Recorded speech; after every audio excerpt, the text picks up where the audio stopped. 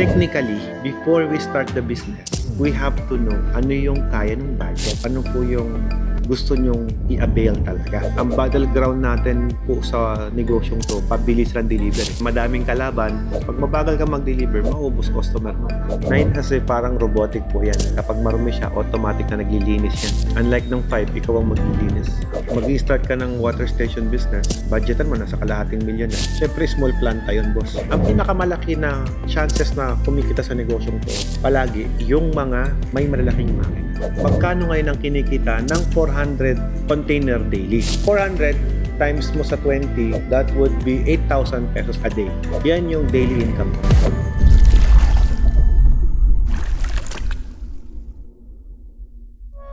So sir, anong may paglilingkod ko? Actually sir, lahat po ng package namin, of course, pwede naman anywhere. Lagi nagmamatter lang palagi is the budget. Okay? Siyempre ako, I won't push you kung ano yung bibilihin mo dito, kung ano yung kaya ng budget. Palaging ganun eh. Kapag kasi kaya naman ni budget yung malaki, siyempre, recommend ko yung malaki. Kung doon pa lang sa nag-start, gusto mo package 5 yung in-inquire mo, okay naman po yun. Technically, sir, ang first step talaga, application form. Tapos kami na. Kasi almost 80% of your requirements manggagaling sa amin. Let me give you an example. Water testing analysis. Siyempre, wala tayong iwa-water test kung wala tayong product. Certification of product registration ng makina. Siyempre, anong certified natin? Wala naman tayong certificate of product registration ng DOH. Wala rin silang certified, wala tayong makina. Building layout. Anong layout natin? Wala tayong building. Yung mga building layout, manggagaling po kasi yan sa amin. Sabi nyo, sir, meron na kayong nakaput up na building, i-renovate natin. You can renovate it DIY, but I will highly recommend na before nyo i-renovate yan, much better na makita namin. Siyempre, may construction kayong gagawin, may improvement kayong gagawin. So, whatever improvement ay ilalagay nyo ron, mas maganda, mas-site visit namin. Kasi ganito yan eh. Bibili ka ng isang set, hindi namin pa alam anong bibili nyo talaga. Kung package 4, package 5, 9, or 10. Kasi each equipment, iba-iba sukat, iba-iba yung design ng layout ng tubo, iba-iba ang floor plan. Technically, before we start the business, we have to know ano yung kaya ng budget, ano po yung gusto nyong i-avail talaga. Kaya dito, pagka may mga nag-walk-in, before you avail, ang ginagawa namin, i-explain namin ano ba yung advantage ng ganito, ano yung disadvantage pag ito yung pinili mo. Pag-uusapan natin. So like you, sir, sabi mo, I want to avail package 4. Yes, you can avail package 4. Ano yung inclusion, makina, tangke, installation, lifetime service warranty, everything. Nandun na. So pag-uusapan naman natin, ano yung capacity niyan? Ano yung kayang ilabas? 3,000 gallons per day. Are you satisfied with 3,000 gallons per day? Kung ako kasi tatanungin mo, kulang yun. Maximum output rate pa yon. So basically, hindi yun 3,000. Wala naman tao nagtatrabaho ng 24 hours. Technically, pag kinumpute mo yan, aabot ka lang ng 25 container per hour sa maximum output rate niya. Ngayon, kung i-compute mo yan, wag mo na i-compute sa maximum kasi wala naman pong makinang laging sagad. Kasi pag mahina ang supply, shutdown. Supply ng tubig, shutdown kasi may safety features yung makina. So, conservative computation para at least mas malinawan kayo, 20 container na lang sa isang oras. 20 lang ang kayang ilabas. So, mahina ang tubig, ma'am, consider nyo po yun. Kung 20 ang kayang ilabas, ilang oras ngayon ang trabaho ng tao mo? Babayaran mo yan, 8 hours lang. 20 multiply by 8, ilan? 160. Maximum output rate niya yun. Sir, tandaan mo, 160 lang yun. Sa 8 hours. Ang question, perfect 8 hours yon. Sir, kapag kinumpute mo yan in the real time of operation, ang mangyayari po dyan, 4 hours lang dapat. Bakit? Kasi yung trabaho ng tao mo, papasok ng 8 o'clock, mag-out ng 5. Basically, pag inabot ng 8 hours operation, gabi mo na madideliver yon. Tapos, not to mention, binabanggit ni ma'am, na humihina yung tubig. Pag humina ng tubig, sir, wala kang magagawa mahina Pag brownout talaga wala tubig. Wala ka ring process. Dapat ang makina malakas. If I were you, I will recommend 5, not 4. Kasi ang difference nun magkano lang? 30K? Sa 30,000 mo, double capacity. Hindi na siya 3,000 gallons per day, 6,000 gallons per day na siya. Doble ang capacity sa halagang 30,000. Conservative computation. Ang battleground natin po sa negosyong to, pabilis lang delivery. Madaming kalaban, pag mabagal ka mag-deliver, maubos customer mo. Package 4 and 5 to, parehas lang po ng quality. Malakas lang po yung 5. Same horsepower po ng 4 yung 5. Tatlo kasi yung motor, ma'am Isang 1 horsepower, isang 1.5, isang 1.3. kalahati po yung down payment. We have lifetime service warranty. Sa piyesa naman po, we have 1-year warranty. Sa mga filter po, yung membrane, UV light, may 6 months warranty po dyan. Prorated kasi yan, filter. Supposed to be dapat walang warranty. Pero nilagyan namin. Sediment filter replace every month. Kang pinakamarami pong binibili dito, 9. Yan yung malalaki. Ang dami po kasi ng competition sa market. Kaya ang makina, one time mo lang bibilin. And again, package 9 is twice na matipid yan sa 5. Package 4 mo, kung 4 na piso puhunan mo, kay 5, 2 piso, kay 9 piso. The more na lumiliit ang costing mo, the more na lumalaki ang revenue. Pag lumalaki revenue, mas mabilis ang ROI. Most of the time, ito na ang kinukuha sa amin. If you going to see the manufacturing site, puro ganyan ang ginagawa. Pero syempre, ako, whatever you wanted to buy, kung ano yung budget na kaya, yun ang pag-uusapan natin. Pero kayang-kaya niyo yung 9 Mukhang masipag si sir eh. Build the machine na 35 working days. Sabihin mo na 2 months. Medyo matagal kasi customized po ang mga makina namin. Parang nakatawag na retrofit dun mismo sa water na gagamitin natin. Hindi sa lugar kasi yung lugar pwede lipat-lipat yan eh. Yung mismong water na gagamitin, ipaprocess natin. Naka-design talaga dun eh. We do water sampling bago kami magbuo ng makina. 9 kasi parang robotic po yan. Kapag marumi siya, automatic na naglilinis yan. Unlike ng 5, ikaw ang maglilinis. 100,000 difference na lang eh. 4, 7, 8. Same din naman, wala rin namang interest. Sabi ko nga kanina, ba't ang daming bibili ng 9? Kasi pag kinumpute mo eh, you get the best na eh. Wala pong container, pero kasama po dyan ma'am yung mga documents na kailangan nyo. Pero container, hindi kami nag-free ng kumbaga operation na siya. Anyone na pumunta sa'yo na may dalang lalagyan, pwede mo nang refillan yun. Lalagyan lang po talaga hindi namin sinasama sa ngayon. Lalo nga hindi kami nagpo-promo eh. Kasi tataas ang bilihin. Kami hindi pa nagtaas eh. Baka mamaya mabukas na yung manufacturing ko ng bote. Ako nang gagawa. Kaya nga sabi ko, sa ngayon. Kasi next project ko yan by next year. Ako na yung gagawa ng sarili kong bote. Nag-iba na yung gusto mo. Dati 4 lang eh, no? Kasi kung titignan mo ma'am, konting difference lang. 30,000 difference, double na yung capacity. Hindi mo masabing matakaw siya kasi mabilis mandar lang yung makina eh. Sample, 100 container lang ang nire-refill mo, no? Yung package 4 mo, for example, 8 hours umaandar. Eh yung 9, 2 oras lang. 4 times na mas malakas siya doon sa binibili nyo kanina. Times 4. Parang 4 na package 4 yung binili nyo. So ganun siya katipid. The horsepower is din naman nagkakalayo ang diferensya. Kasi lumakas lang po yung capacity, not the horsepower ng motor. Dahil utang. Ang requirements lang po namin, post-dated check, tsaka collateral. Yun lang. The best way to start the business is talaga magpa-guide kayo sa amin. Pwede nyo i-DIY actually. Wala namang pipigil eh. Ang maganda po talaga niyan, i-guide po namin kayo from the start. Kasi kaya nga po tinawag na package kasi dapat guided by water equipment manufacturer. Kumbaga, padaliin nyo po yung pag-start ninyo. Gamitin nyo yung pera nyo para magtrabaho for you. Sa atin naman po, sir, the more na lumalaki ang pinapawalan mo sa negosyo natin, the more din po na lumalaki ang income. Kasi you won't invest kung maliit lang ang kikitain mo dyan. Diba? Mag-invest ka ng malaki kasi mas malaki ang kikitain mo. Mag-start ka ng water station business, budgetan mo na sa kalahating milyon na. Siyempre, small planta yun, boss. Kung maliit ang makina mo, edi water refilling ka lang. Malaki makina mo, small planta ka na eh. Kaya the more na lumalaki ang building, the more na lumalaki ang makina, mas nagiging maganda po ang services ng mga water station. Maluwag na nakakagalaw, mas mabilis mag-deliver, mas malinis ang paggawa. Kung bakit mas malinis? Siyempre, maluwag na nakakagalaw yung mga tao. Tapos yung mga galon mo, hindi nakalabas dun sa kalye, hindi na alikabukan, hindi na arawan. Kasi may malaki kang facility. Yun ang reason kung bakit sinasabi namin na the bigger the building, the better. Kami, pag tinatanong kami, anong size ng water station na maganda? Eh di syempre, kung kaya mo bigyan ng malaki, di bigay mo sa akin yung malaki. Kasi pag binigyan mo ako ng malaki, alam ko di ka magtatrabaho ng putyo. Syempre, kaya ka nga namuhuli ng malaki, tatrabahuin mo yan. Syempre, isipin mo, ay, mahigit 1 milyon ng puhunang ko diyan eh. Pwede bang banjing-banjing? Nandito small time business, boss. Kasi ako, naniniwala ako, pag malaki ang in-invest mo, alam ko magtatrabaho ka. I always keep time naman para makapag-isip palagi ang mga nagpupunta rito. Yes, open kami ng Saturday. From Monday to Saturday po kami. Sunday para sa Diyos na po. Mas maganda pag-isipan yung maigi. Long-term business po ito. I don't expect everybody na pupunta rito na bibili. Mas maganda po na kapag-inquire, tapos kapag-decide ka ng tama para at least hindi po kayo nabibigla. Ang goal naman ng company is binibigay naman po namin yung luwag para at least kahit apano. Kunyari, tapos ang budget, i-installment mo para hindi kayo magkaroon ng wrong choice. Basta dapat pa rin yung bang, ayoko yung like ko naririnig na comment eh, meron palang malaki, dapat yun na lang ang pinili natin. Nakabili na ng maliit. So wala na kami magawa. Nabili mo na. Wala kang soli mo sa akin yan.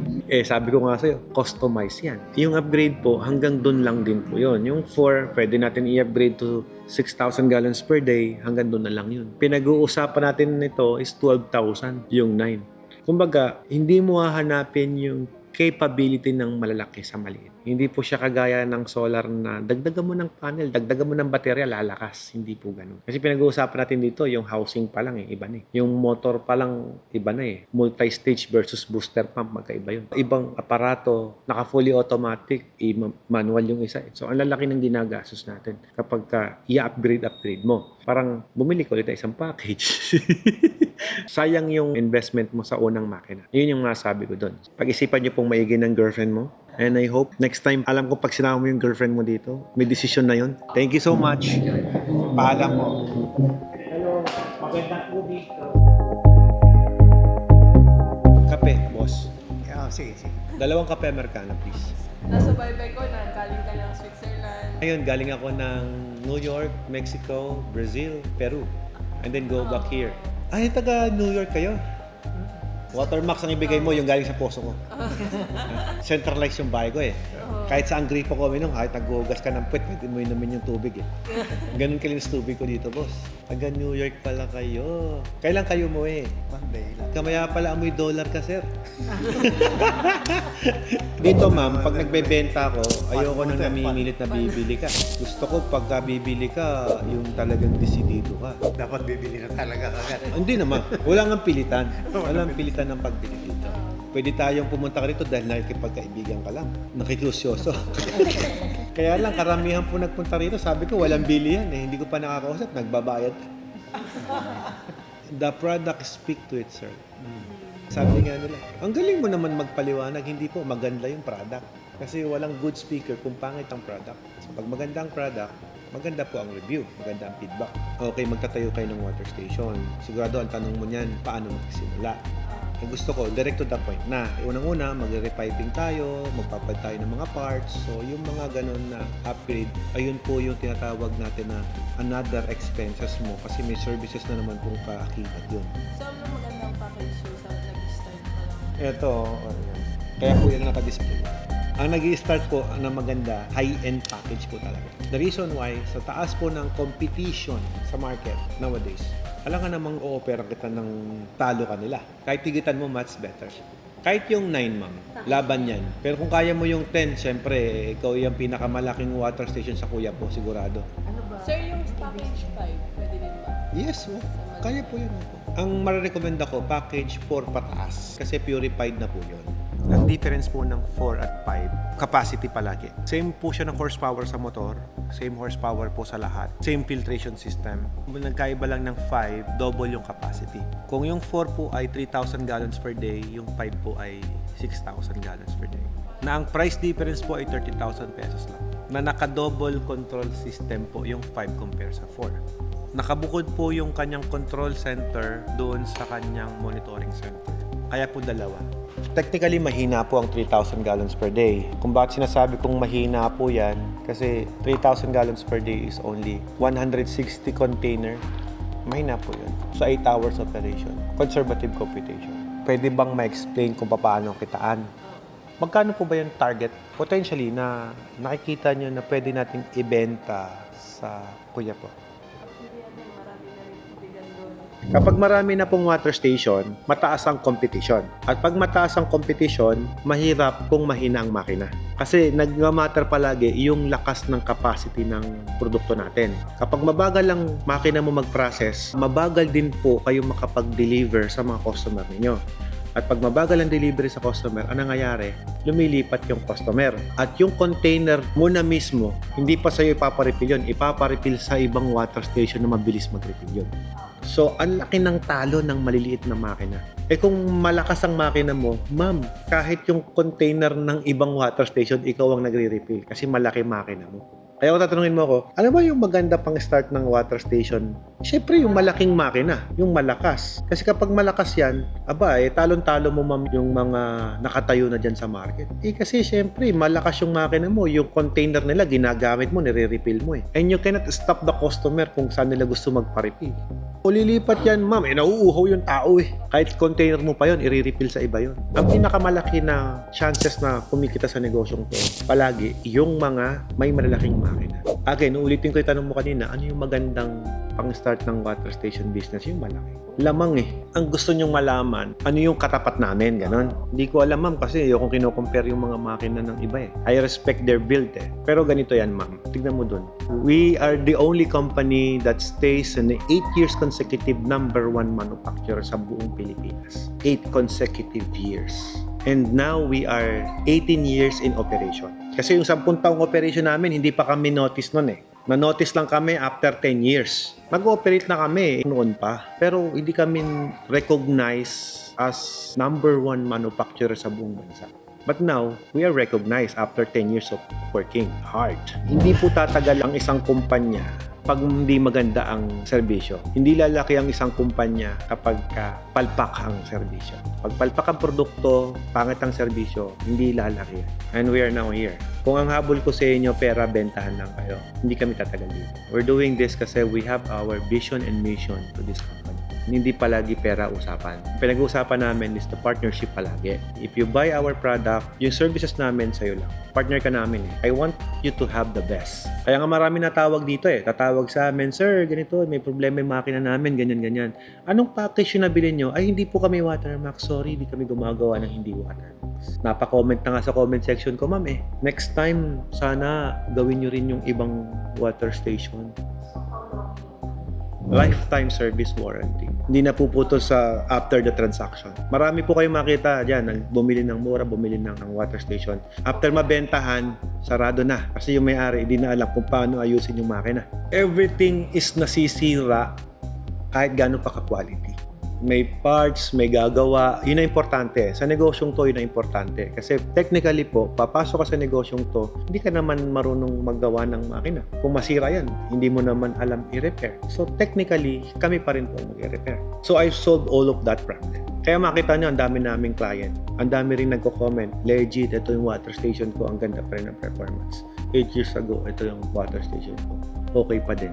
Makikita ko naman sa comment section eh. Tsaka yung mga comment, client namin. Kung client namin nagsasabi na maganda yung makina namin na na-install sa kanila years ago, I think that is a living proof na the company is doing well. Parang haba ng kwento ko bago Hindi kasi hindi pa ako sinasagot ni ma'am eh. Ano po ba yung market target sales mo na lang kaya ilang container? Kasi kung wala kayong set of goals dyan, mahirap kumpitin yan ma'am. Dahil ganito na lang. Sa isang pamilya, sabihin mo na lang na 2 ang container. How many household ang bebentahan mo sa isang araw?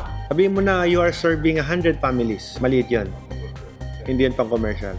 Break even ka. Ma'am, sa presyo ng tubig natin ngayon, tapos sa manpower, expenses, pasahod, lahat. Madam, 160 lang ang benta mo. Tapos pagod pa yung tao dahil nag-iintay dun sa product mo. It's not worth it. Ito na lang. Average of my customer, lahat ng bumili sa akin, nag-range po yan ng 350 to 300 to 350. Conservative computation, doon ka sa 300 a day. Makapal ba mukha mo? Mukha ko makapal eh. Ganito Kaya mo bang kumuha ng 3 customer sa isang araw? 3 customer, 3 bahay. Multiply mo na lang to sa isang buwan. Isang buwan mo tinarabaho. That is 90 bagong customer yan. Sa isang buwan, meron ka ng 90 customer. 19 kamukha niya na kumukuha ng 3. 2 buwan mo tinarabaho, multiply by 2, that would be 180 families. Sarado mo na lang ng 200. Tinarabaho mo to nag-house to house ka. Makapal ang mukha ko, ganun ginawa ko eh. Every other day o every day na lang siya, bumibili ng 200. So yung 200 na to, sa 2 container, times 2 mo yan, that will be 400. Ma'am, 2 buwan ka lang nag-market. 400 container daily. 2 buwan mo tinarabaho. Magkano ngayon ang kinikita ng 400 container daily? 400 times mo sa 20, that would be 8,000 pesos a day. Yan yung daily income mo. I-multiply mo na lang sa 26 kasi may day off ka ng linggo, that would be 208,000 per month. Ngayon, tanggalin mo na lang yung kalahati. Pero sige, huwag natin tanggalin yung kalahati. Tanggalin natin yung expenses mo dito. Ito ang kita mo, gross income. Kukunin natin yung net. Sa 400 container, ilan ang tao mo dito? Sabihin mo ng 4. O magkano pa sahod mo? Sabihin mo na lang na 15,000 per head. 15, 15, 15, 15. Magkano yun? 60,000, 4. O ilas mo na yung 4 na pasahod, 60,000. May 148,000 ka pa. Ngayon, ang tanong, magkano ang kuryente mo dito? Less mo yung 10,000. Ano pa? Kuryente, tubig. Deep well ka eh. Ko naman eh. Tubig na yun. Ano pa ang gastos mo? Pang selyo, piso puhunan na lang yun. 400 times mo yan sa 26, that will be 10,400. Yun yung puhunan mo sa tubig. Saan mo kinuha yung puhunan sa tubig? Eh may kuryente kang binayaran. Para saan yung kuryente? Eh di ba yun na yung kuryente mo? O di nabawas na natin yung 10,000. Kaya binanggit ko kanina 10,000 eh. Nabawas ko na rito manpower tsaka yung product mo. O ano pang gastos mo? Mga selyo. Kasi siyempre binibili mo yun. Okay. Less po natin. 10,000, sabihin mo na. O, 128. I-less mo yung pan-deliver mo. 100 na lang per tricycle. Kung 300 sa isang araw, 3 tricycle yun. Multiply mo yan sa 26, that would be 7,800. Ibabawas ko yung 7,000. 8,000 mo na ibawas para mabilis computin. 120,000. O sige, sarado mo ng 100,000. Yung 20,000, nagpalit ka ng filter, kung ano man, pero sobra-sobra yun. Ang filter ko, 15,000 sa year lang. Ganun katipid. 1,000 plus lang ang filter ko eh, every month. Kaya 15K ang compute ko, sobra na yun. Sabi ko nga sa'yo, kinompute ko na to na efficient yung operation, yung maintenance. Ginawa ko lahat ng advantage para kumita ka. Sipagan mo na lang, management mo na lang. Ngayon, pag na-bankrupt ka, hindi ko nakasalanan yun sa management mo. Alfred, mahina benta namin. Anong dapat namin gawin? Saan ka ba mahina? Sa marketing. O turuan kita sa marketing, punta ka dito. Hindi po ganun, di ba? Kailangan kayo ang mag-approach sa amin. Kasi sa dami niyo po namin client, hindi namin kayo kayang isa-isahin na, hoy, market namin tubig. Most of our clients, sa totoo lang, hindi nagpatulong sa amin. Client namin sa Santa Cruz, Zambales, hindi naman doon nila minarket yung kanilang tubigan. Alam mo sabi sa amin, Sir Alfred, di naman namin look yung tubig mo eh. Kusa na lang dumami customer namin. Kami pinakamalakas ngayon ng tubigan dun sa Santa Cruz. Eh, anong ginawa niyo? Wala, pinapainom lang namin yung tubig namin. Nagustuhan naman nila yung lasa. Di mo, naubos nga ni mami isang basong tubig. The point is, they really like the product. I never said na yung tubig namin masarap. But the customer, sila mismo nagpipin.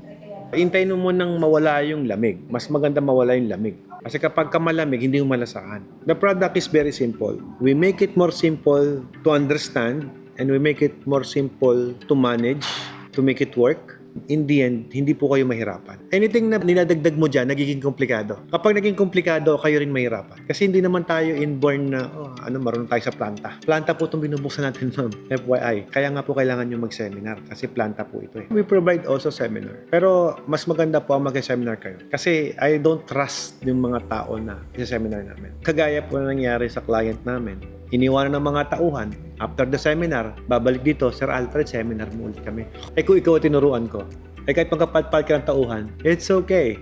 Hindi na ko ng tauhan mo yung knowledge, nasa iyo. Gusto ko yung effort na gagawin ko, sa'yo ikaw ituro, hindi sa tao mo. Ngayon, kung hindi ka handang makinig dito, huwag tayong magnegosyo. Hindi kita bibentahan. Hindi kita ipupush magnegosyo. Bakit? Kasi alam ko magsasara ka eh. Kasi ikaw mismong may-ari, masyado kang nagdepende eh. Tamad ka eh. Gusto ko ikaw mismo turuan ko. Kung willing kang magnegosyong to, kailangan masipag ka. Tuturuan kita. Ngayon, makikinig ka na nga lang, tuturo ko na nga sa'yo, tamad-tamad ka pa, huwag mo tayong mag-deal. Kumbaga, I'll be transparent. Kasama yon. Ituturo namin sa inyo yung training, basic maintenance, troubleshooting, lahat-lahat. Sa inyo po, hindi sa tao nyo. Kasi kayo po magtuturo sa tao nyo. Kapag tinuruan namin yung tao nyo, okay lang sa amin, turuan namin yung tao nyo. Pero, kapag nilayasan kayo ng tao nyo, magre-request kayo dito, training nyo po ulit kami. Kaya nga sa mga seminar po, alam mo yung mga plan operator, hindi ka pwede mag-operate ng water station na hindi ka nakapag-seminar. Kaya may plan operation course tayo, 40 hours po. At hindi mo pwedeng sabihin sa tao mo na, ay, ikaw mag-seminar doon. Hindi, ikaw may-ari. Kasi pag lumayos yung tao mo, di wala ka ng plan operator. Pinulat ko 100,000, tinapon ko na yung 20K. Kasi baka kinupitan ka ng tao mo, lahat. Nilagay ko na lahat. Yung losses, boss. Baka mamaya yung mga tao nag-inom-inom ba? Let's compute it na worse. Ilagay natin sa malinis 100,000. O, ito na po yung net income mo. Sa 400, tapos ang benta mo 20 lang. Ayun. I-multiply mo na lang to sa 12. Sa isang taon, 1.2 million. Ang tanong, magkano pinag-uusapan natin? 400,000. I might say na 6 months ROI ka pala eh. Ngayon, sabihin mo sa akin, anong negosyo bukod sa scam na networking business ang i-offer mo na pwede mag-ROI ng within 1 year? Ito, conservative computation to Ibig sabihin, laki ng passive income pala ng isang water station. And ako, living proof ako 4 ang tubigan ko Diyan ako nag-start Negosyo po ng tubig. Kahit hindi maganda location, kikita. Kasi di-deliver mo yan. Okay, thank you so much. Thank you, sir. Welcome back to Philippines. Thank you for coming.